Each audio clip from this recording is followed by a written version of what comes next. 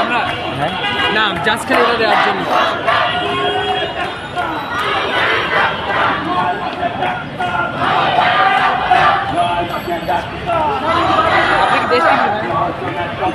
প্রতিবাদ মিছিলটা হচ্ছে যে ডিএমএফ যারা যে ভুয়া ডাক্তার আছে ওরা তার নামের পাশে এটা যে ডাক্তার লাগানোর যে অন্যায় দাবিটা করতেছে অন্যায় দাবির বিরুদ্ধে।